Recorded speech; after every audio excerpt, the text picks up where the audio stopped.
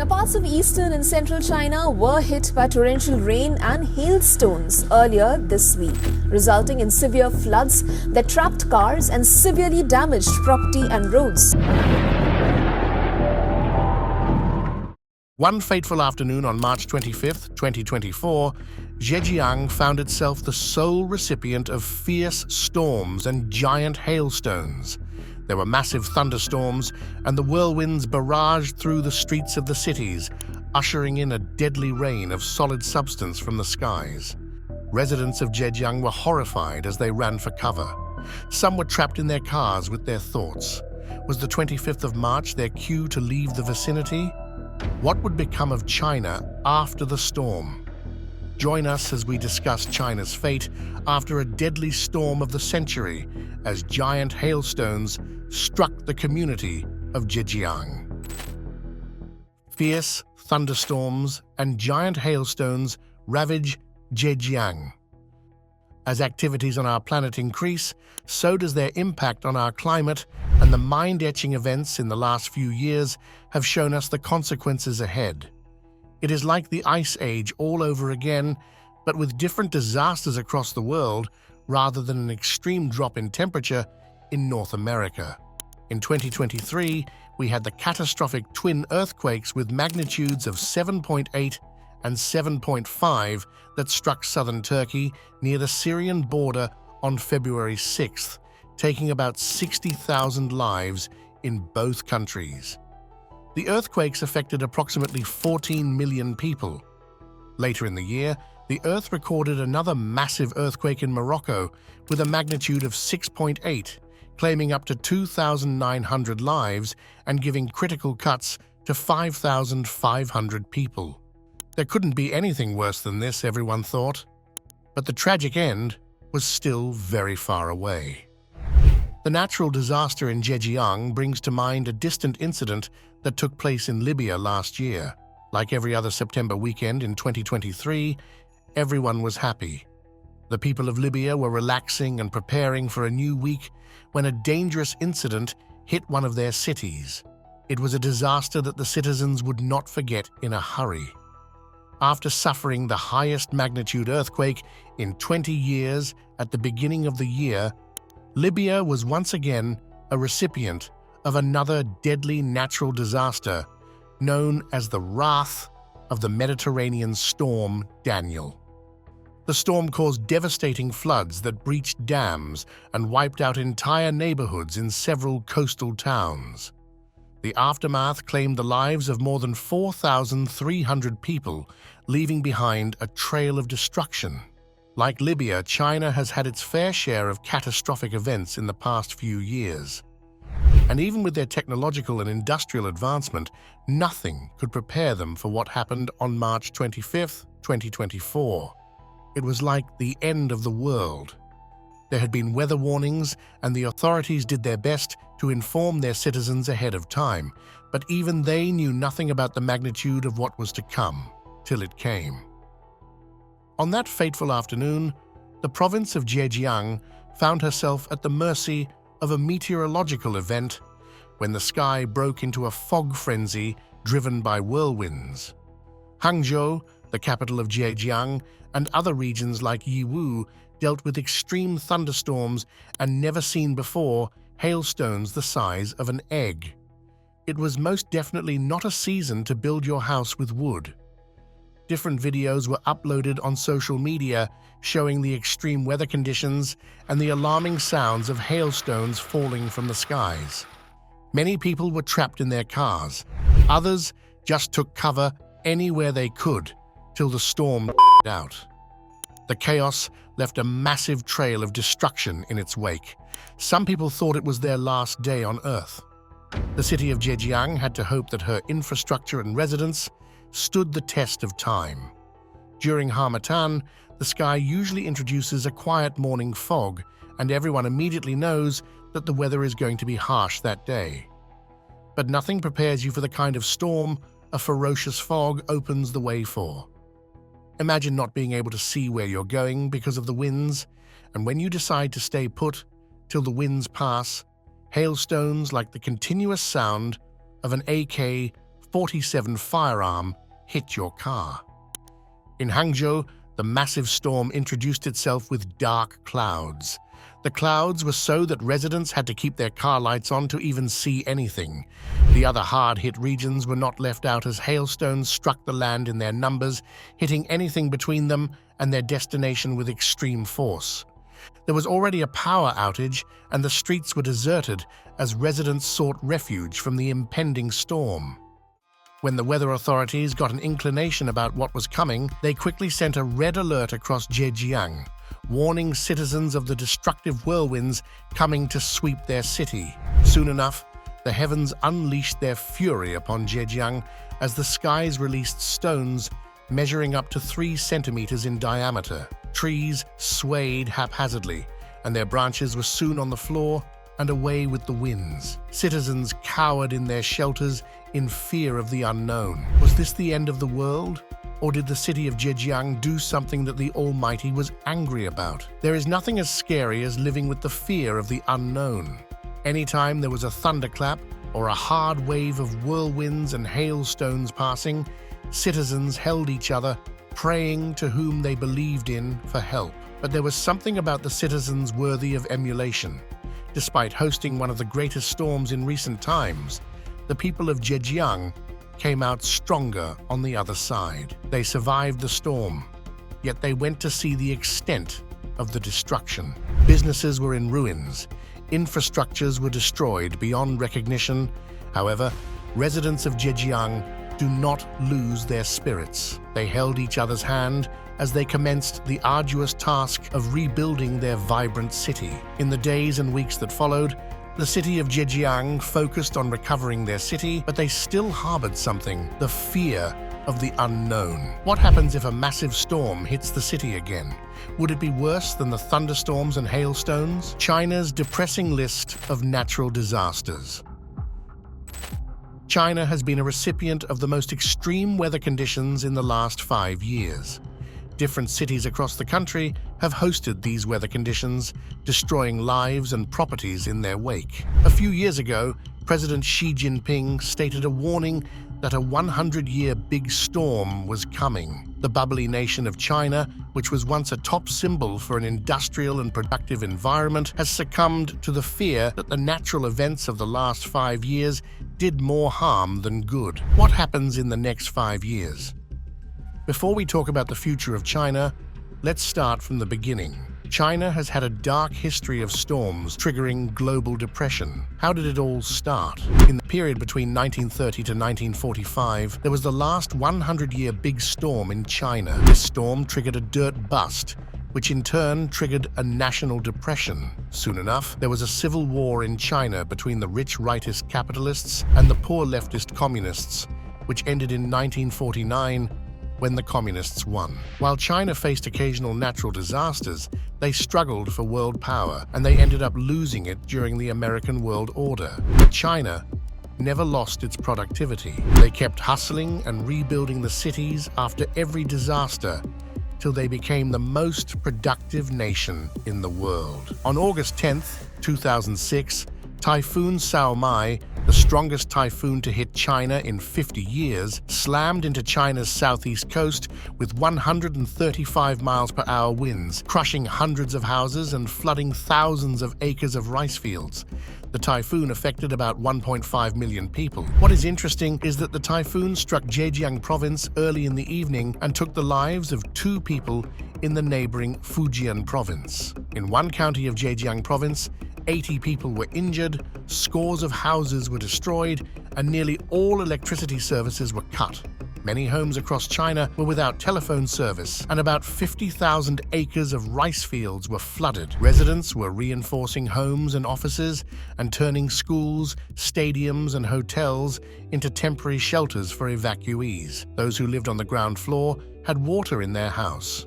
They had to move their properties around. In 2006 alone, natural disasters affected about 1,700 people. Tropical Storm Belis seized more than 600 in China last month, and Typhoon Praparun took about 80 last week. 2008 was one of the worst years for China as they experienced the strongest winter storms in decades. The The 2008 Chinese winter storms affected large portions of southern and central China. These were regions that did not snow as severely as other parts of China during winter. For 2 weeks, heavy snow, ice, and extremely low temperatures covered these regions and disrupted a lot of regular activities. It disrupted transportation for thousands of travelers as most citizens were stuck in their houses because of the thick blankets of snow and ice covering the roads. It became China's worst winter weather in half a century, and it was responsible for at least 129 fatalities. The extreme winter conditions started on the 10th of January when an unexplainable wind engulfed most parts of China and swelled for a while. The cold air triggered snowstorms in different parts of China. The snowstorms continued for several days, accompanied by freezing weather. Snow also fell in China's largest desert, the Taklamakan, where the snow and record-low temperatures near -25 degrees Celsius lasted 11 consecutive days and killed livestock. In a surprising turn of events, the snow covered the whole desert simultaneously. Continuous snowballs falling from the skies caused extensive damage to low-rise buildings. The roof of these buildings collapsed as they could not hold the continuous pressure again. It was estimated that about 223,000 homes were destroyed and 862,000 others were damaged.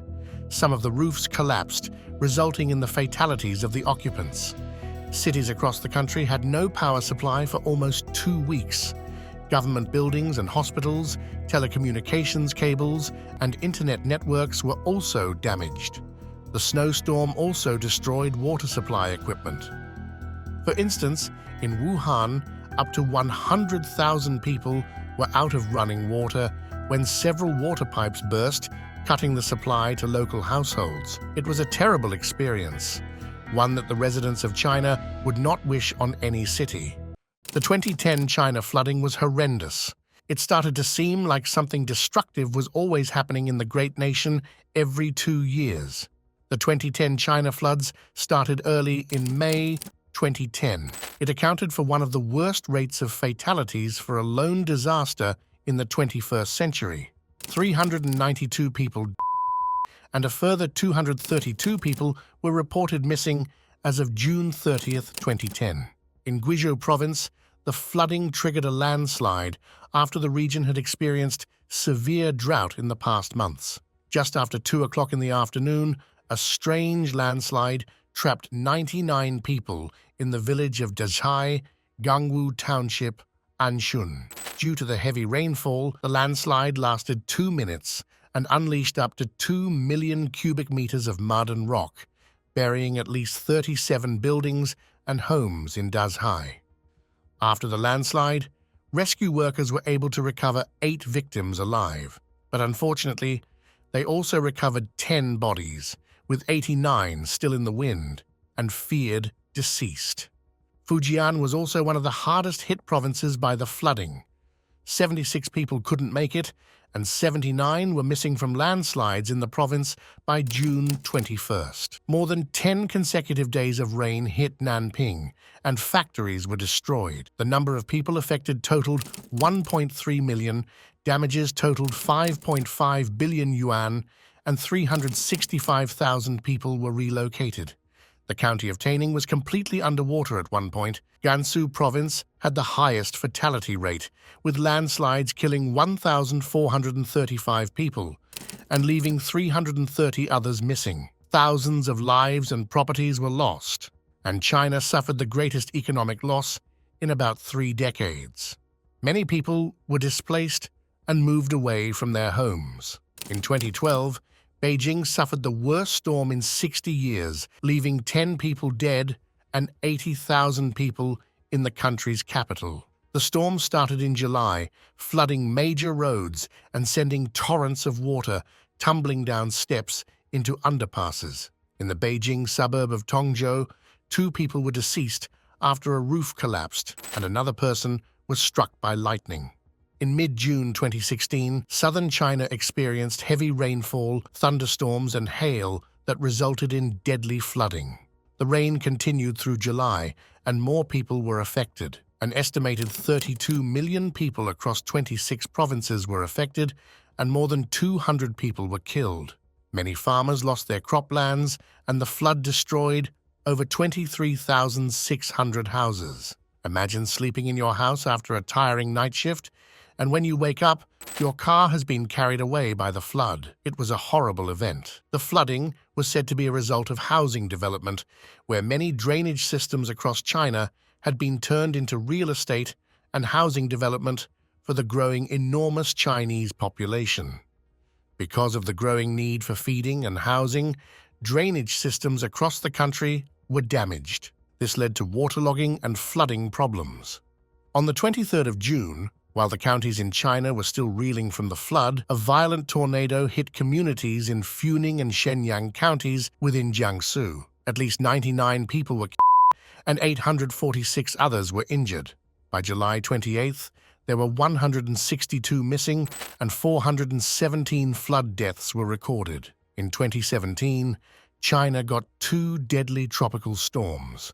Storm Hato and Storm Pakar desolated the lands and left a trail of fatalities. Typhoon Hato made landfall in August 2017 near Zhuhai City in Guangdong Province, bringing with it strong winds and heavy rainfall. Hong Kong's meteorological authority said Hato had maximum winds of up to 109 miles per hour. Seeing the severity of what was to come, Chinese weather authorities raised their warning signal to the highest, and everyone had to stay indoors. The typhoon resulted in a dozen fatalities, and even the neighboring counties were not left out. 8 people lost their lives in Macau, while 4 were reported in mainland China. Hato forced the closure of businesses, government offices, schools, and the stock market, leaving the city's normally bustling streets eerily quiet.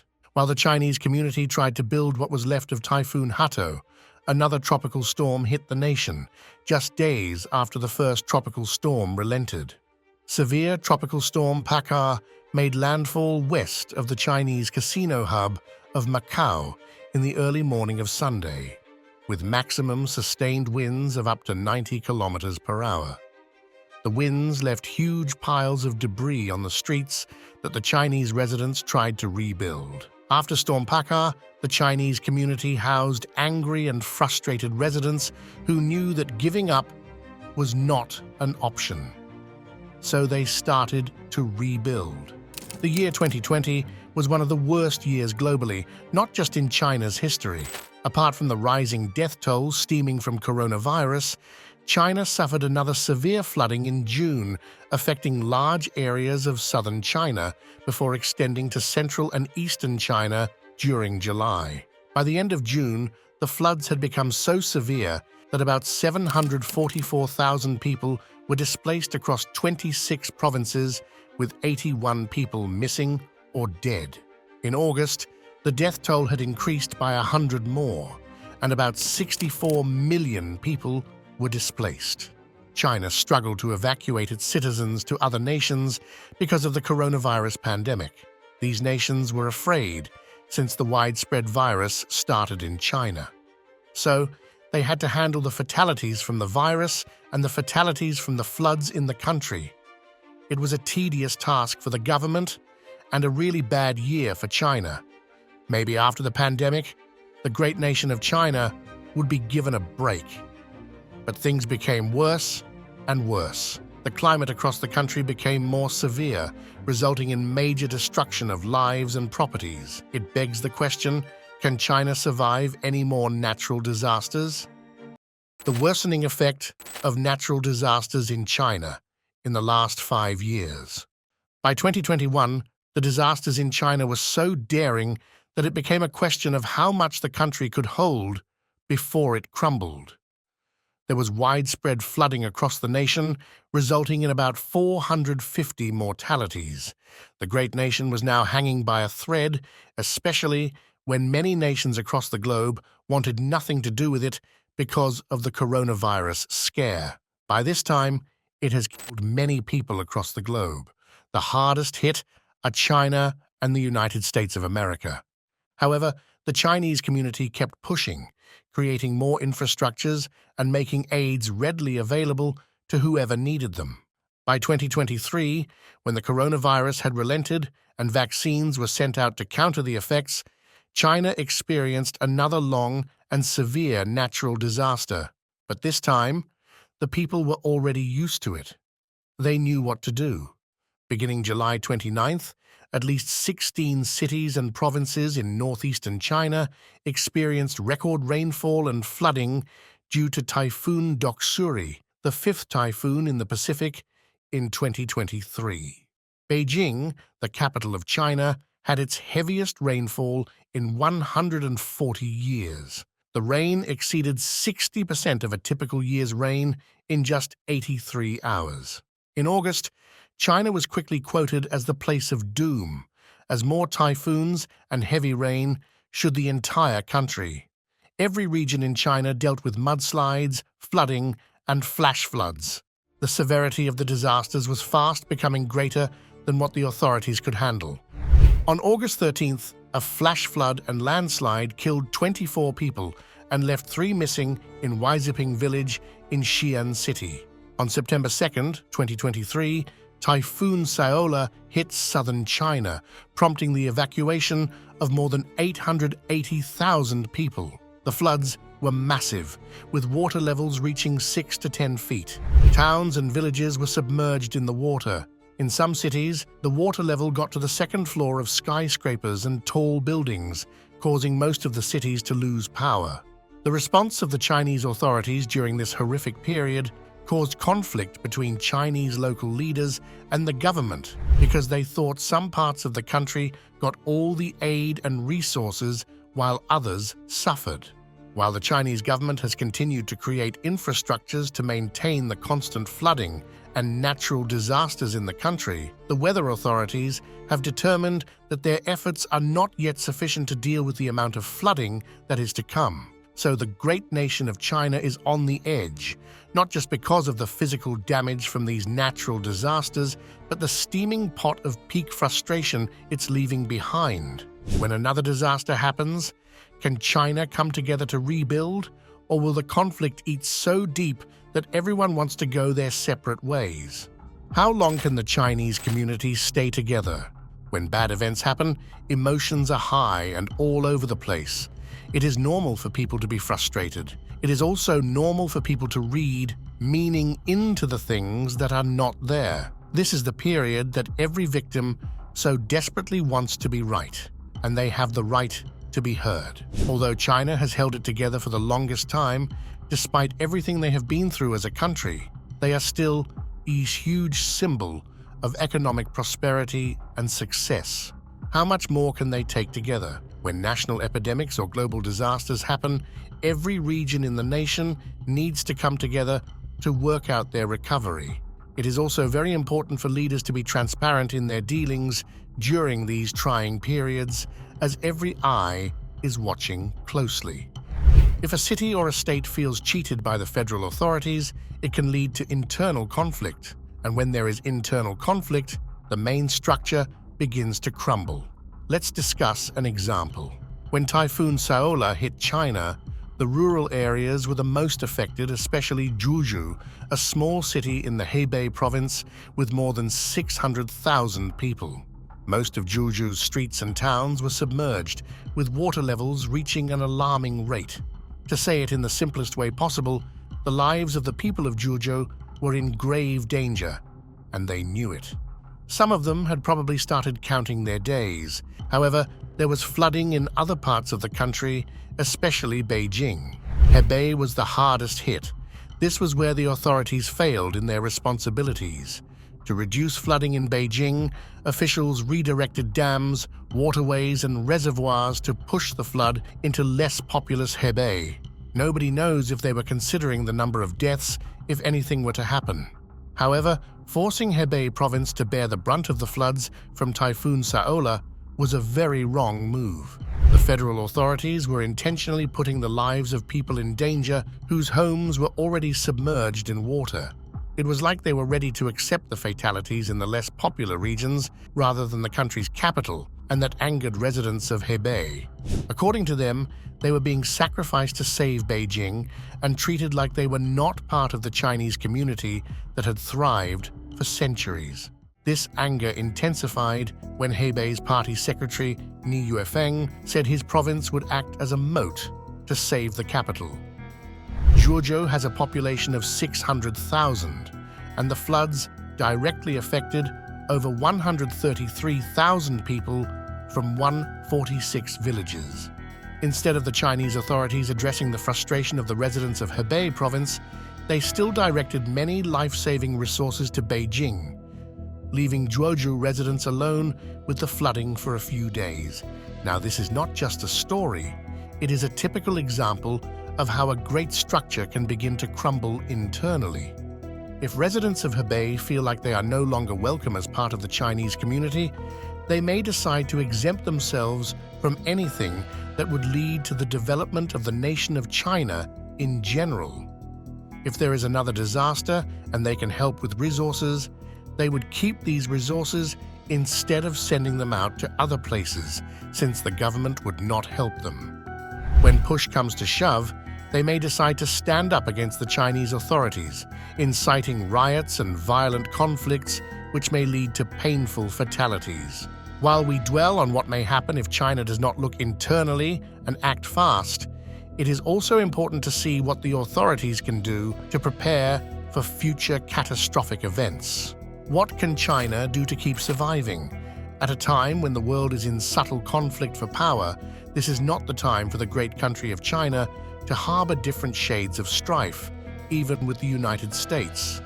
Although authorities in America, Europe, and other parts of Asia may have subtle agendas with political allies and international collaborations, China needs to garner allies on the global stage. In the last 5 years, China has been supporting its residents from its vault, and when disasters like this happen, the Chinese authorities would have to provide aid from the country's pocket. Most times, other countries do not help. An interesting fact to note is that China supports other countries like India and countries in Africa with aid and resources when major negative incidents happen. It begs the question, who would support China when they start struggling to support themselves? These disasters are taking a significant toll on the Chinese economy.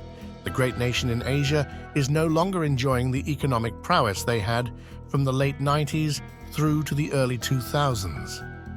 Every disaster contributes to a significant loss in the economy because there is a massive loss of properties and infrastructural damages. So, China needs to start making international allies across the globe that can support its aid system for emergencies and natural disasters. In a world where technology is advancing rapidly, the media has become a very influential outlet that can make or mar certain decisions. So, China should try to treat every province accordingly, even if they do not get it right all the time. No province should feel like they are left out. The government should never underestimate the power of communities working together. It is easier to rebuild with plenty than with a few, and nobody thwarting your job. What did you think about our discussion on China's survival? What are the other things they can do to sustain their economy? Thank you for watching. Please share your comments below and smash that like button. Thank you for watching.